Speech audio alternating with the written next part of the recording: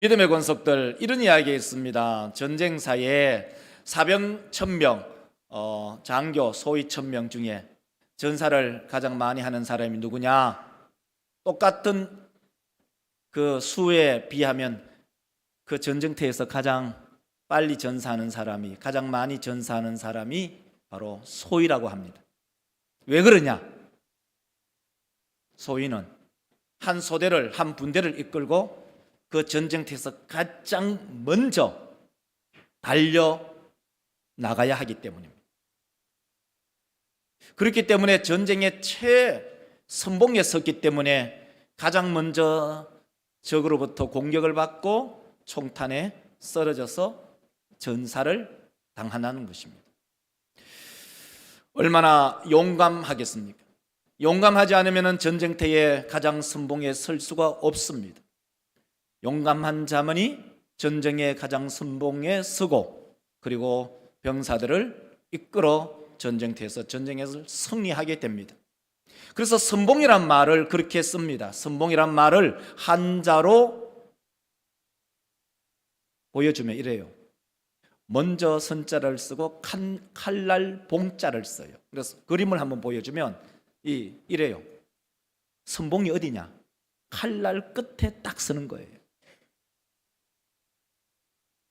죽음을 불사하는 사람들.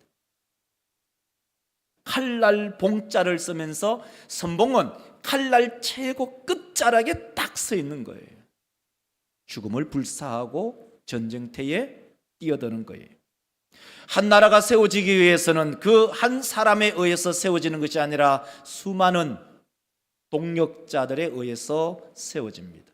이시조선도 마찬가지입니다. 이시조선 우리는 생각할 때 전주 이시 이성계만 생각합니다. 근데 이시조선에 1등 공신이 공신이 55명인데 1등 공신이 20명입니다. 한번 보면 이래요. 1등 공신 백응열, 조준, 김사영, 정도전, 남재, 남은, 이재, 이화, 정희, 이지란, 장사정, 정총, 정탁, 조인옥, 조박, 김인찬, 오몽, 이 17명이 1등 공신인데 거기에 이방원의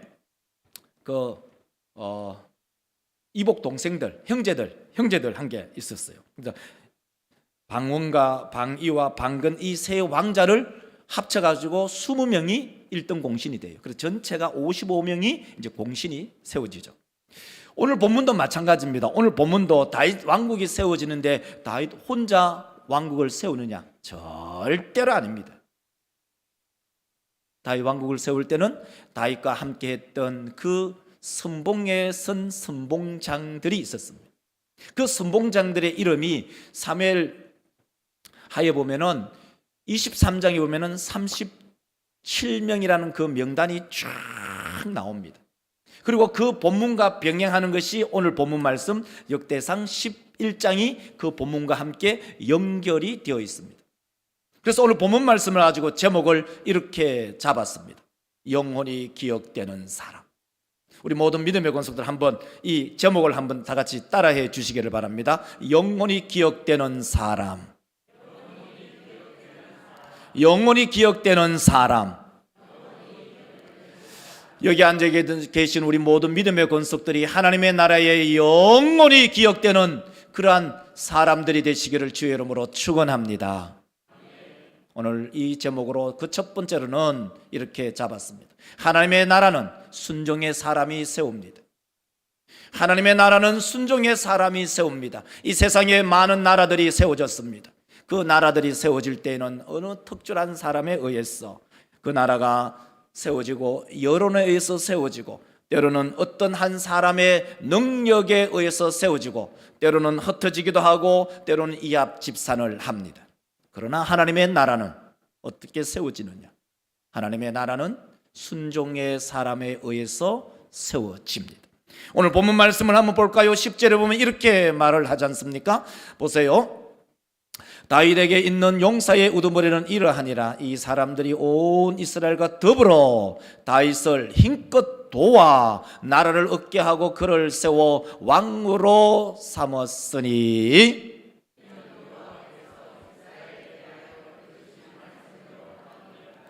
이는 여호와께서 이스라엘에 대하여 이르신 말씀대로 함이었더라. 여호와께서 이스라엘에 대하여 이르신 그 말씀이 무엇일까? 하나님께서 어떻게 이스라엘 백성들에게 말씀하셨기에 그 말씀에 따라서 했을까? 그것은 오늘 본문 말씀 앞쪽에 11장 2절에서 여호와께서 하신 말씀, 여호와께서 이르신 말씀이 있었어요. 11장 2절에 보면 이렇게 말합니다. 전에 곧 사울이 왕이 되었을 때에도 이스라엘을 거느리고 출입하게 한 자가 왕이시었고 왕이 하나님 여호와께서도 왕에게 말씀하시기를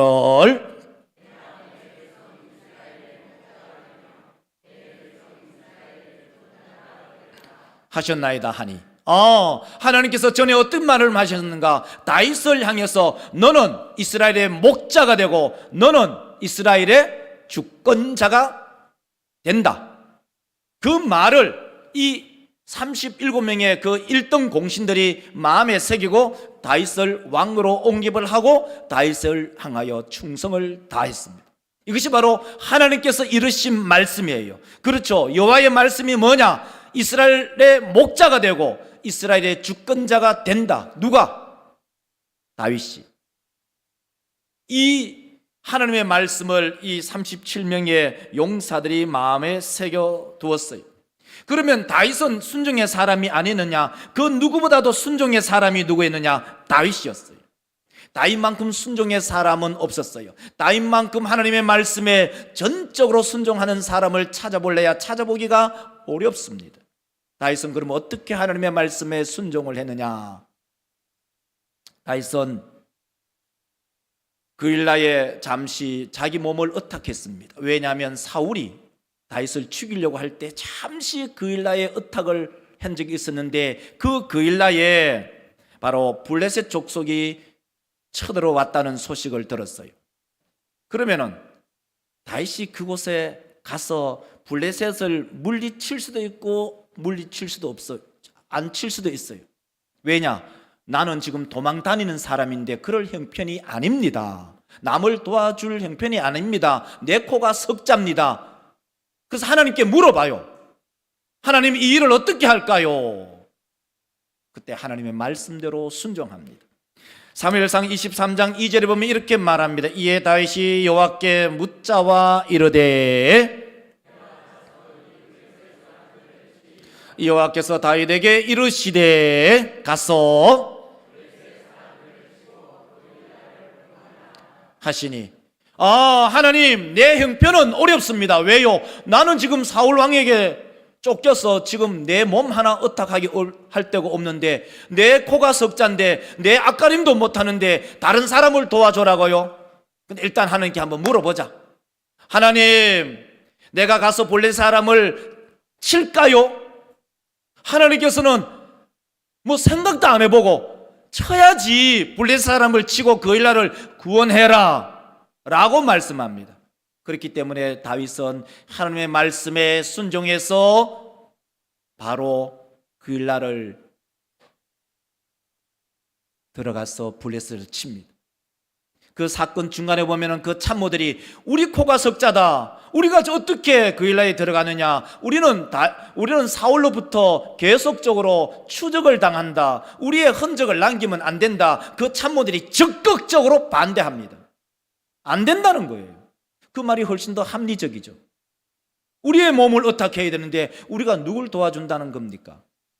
그러나 다윗은 하나님께서 그일라를 쳐서 구하라 라고 할 때 거기에 군소리 하지 않았습니다. 토달지 않았습니다. 변명하지 않았습니다. 그대로 순종했습니다. 다윗은 순종의 사람이었습니다. 그 이후에 사무엘상 30장에 이 사울 왕과 이 블레셋이 큰 그 대전을 벌입니다. 그 전쟁터에 갔다가 그 전쟁에 참여하지 않았을 때 이 일이 무슨 일이 생기느냐? 바로 자기의 본거지가 시글락이었습니다. 시글락에 아말렉이 쳐들어와 가지고 자기의 아내들, 그 다음에 자기의 자식들, 거기에 있는 모든 재산들 약탈해 가버렸습니다. 와보니까 난립니다. 벌집을 쑤셔 놓은 듯이 온 집안이 난립니다. 그리고 그 참모들이 하는 말이 당신 때문에 지금 우리가 이 꼴이 됐다. 우리의 처자식도 우리의 재산도 다 약탈당했다. 다윗을 향해서 돌 던져 죽이려고 합니다. 그때 다윗이 뭐를 합니까? 하나님께 묻습니다. 그리고 하나님의 그 명령대로 순종을 합니다. 사무엘상 30장 8절에 보면 이렇게 말합니다. 다윗이 여호와께 묻자와 이르되 하니 여호와께서 그에게 대답하시되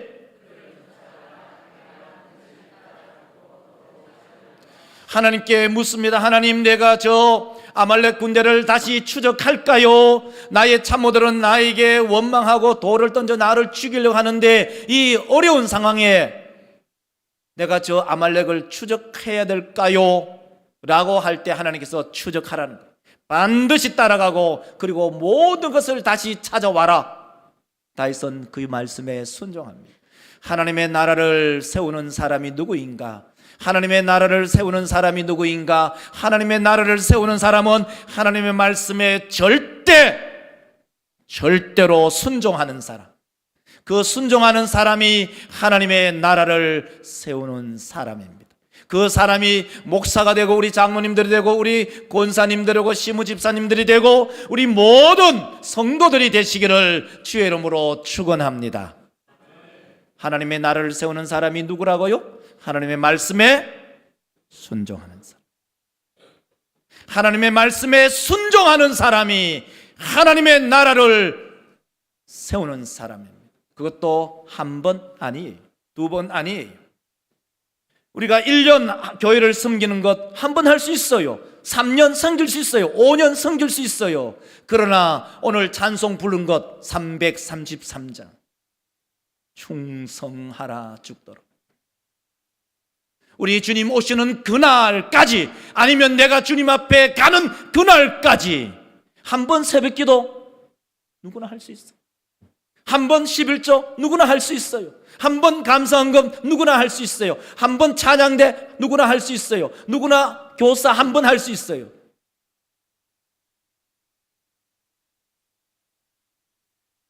내 마음 섭섭하면은 때려쳐.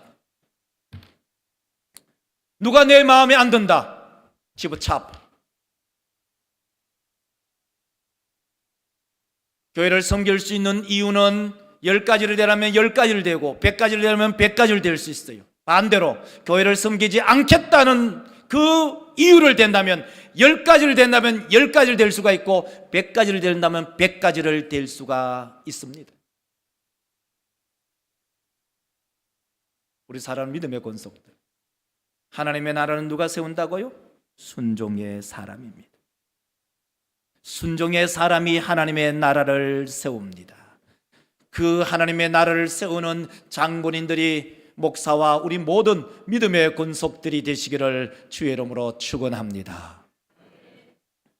새 쌍둥이가 있었습니다. 그 새 쌍둥이는 튤립 새 쌍둥이였습니다. 그 쌍둥이의 이름은 이런 이름이 있습니다. 첫째는 아니, 두 번째는 혹시, 세 번째는 순종이었어요. 가을이 오자 새 쌍둥이는 각자 우리의 자신들의 그 운명을 생각하고 있었습니다. 이 가을에 우리의 운명이 어떻게 될까? 큰형 아니가 이렇게 말했습니다. 이 세상은 어디에 가나 다 무서운 것이야. 세상에 어떻게 죽을지 몰라. 우리는 어떤 운명에 처할지 아무도 알 수 없다. 그렇게 얘기했습니다. 가장 안정한 것은 이곳이다. 우리는 어떻게 가면 안 된다. 둘째가 말했습니다. 혹시, 이렇게 말했습니다.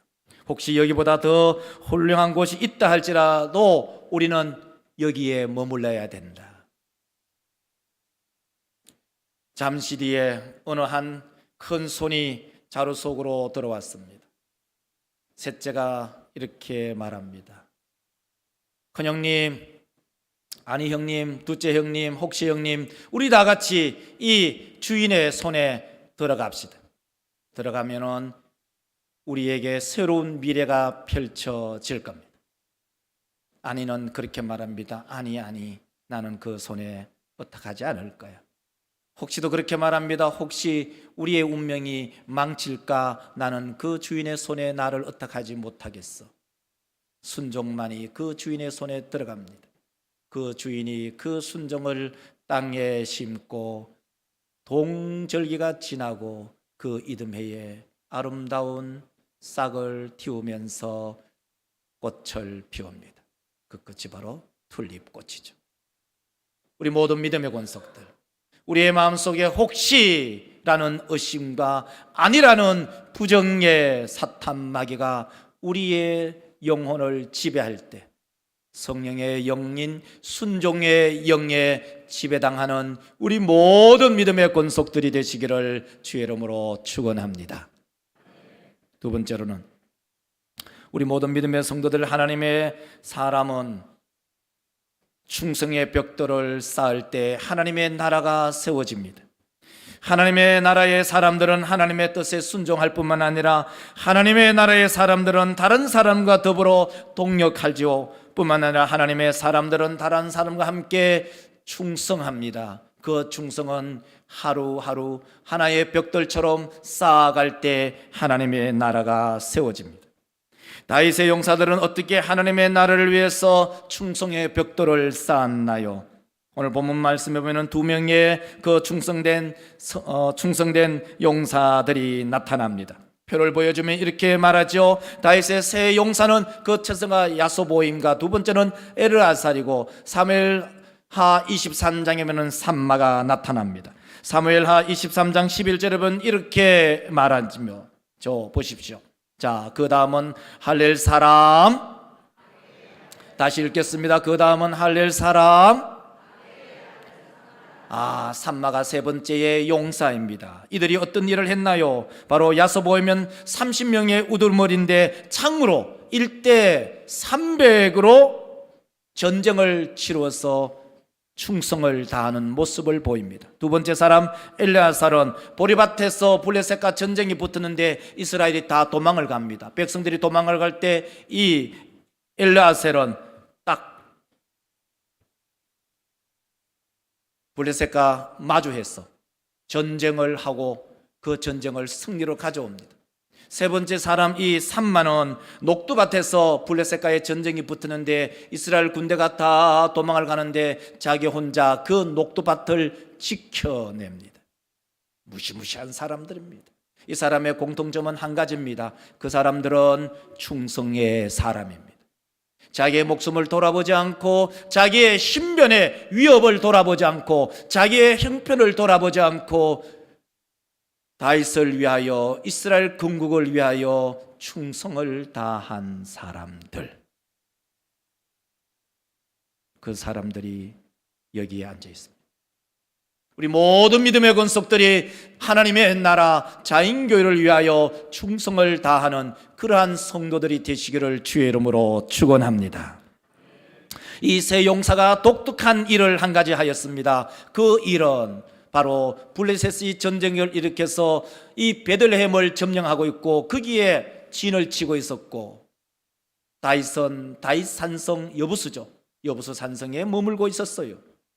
다윗이 혼잣말로 얘기했는지 아니면 이 듣도록 얘기를 했는지 알 수 없지만 나의 고향 베들레헴 성문 곁 운물물을 내가 마시고 싶다.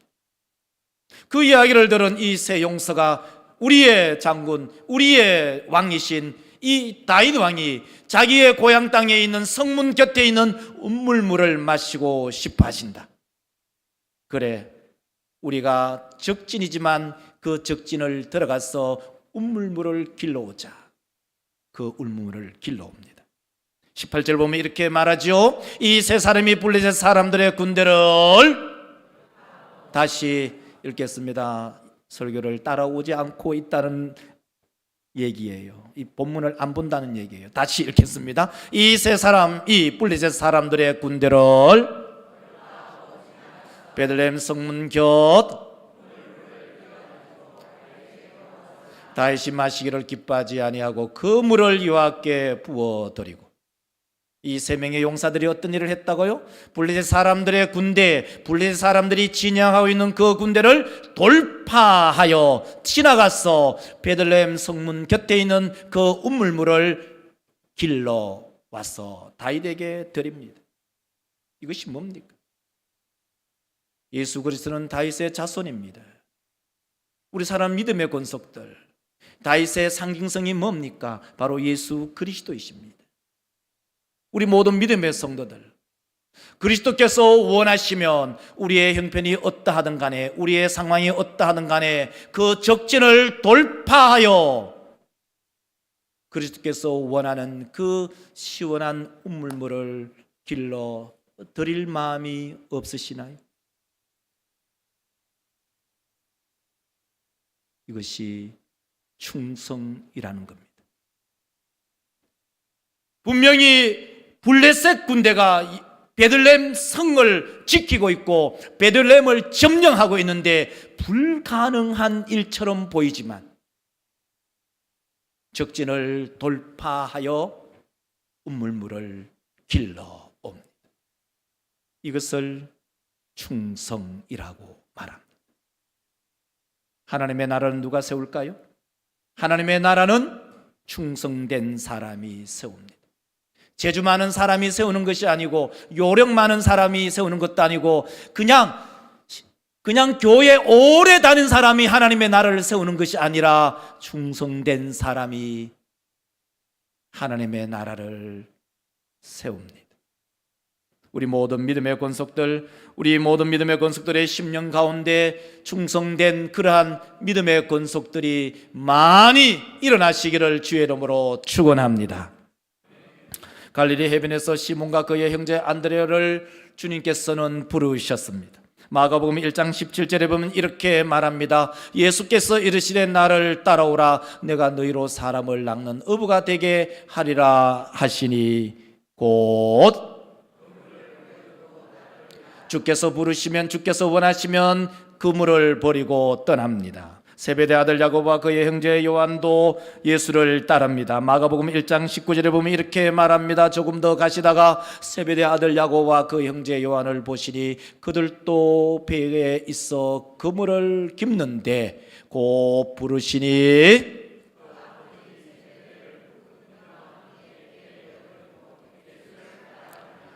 주께서 부르시면 그 주님을 따라가는 제자들의 모습 한 가지입니다. 충성됨. 하나님의 나라를 누가 세울까요? 하나님의 나라를 세우는 사람은 순종의 사람이요 충성의 사람입니다. 우리 사람 믿음의 성도들, 올 한 해가 이제 저물어 갑니다. 나는 얼마나 하나님의 나라에 충성하는가? 나는 얼마나 하나님의 나라의 순종의 삶을 살았는가?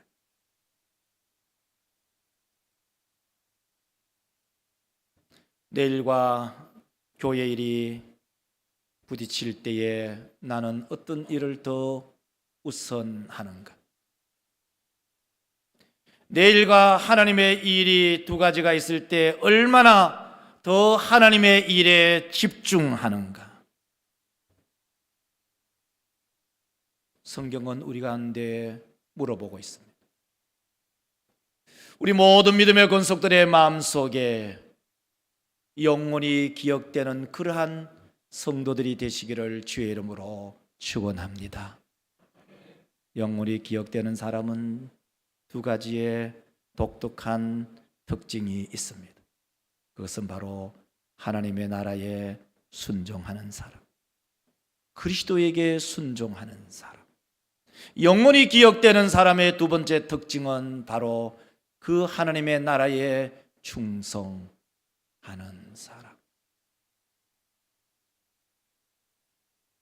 나의 순종의 칼날이 무디어지지는 않았나요? 나의 충성의 칼날이 둔탁해지지는 않았나요? 오늘 이 말씀을 통하여 우리 모두가 다시 한번 순종의 칼날을, 충성의 송곳끝을 잘 갈아서 하나님의 마음을 시원하게 하는 우리 모든 믿음의 권속들이 되시기를 주의 이름으로 축원합니다. 기도합시다. 거룩하신 하나님, 우리 모든 믿음의 권속들의 심령 가운데 하나님의 말씀이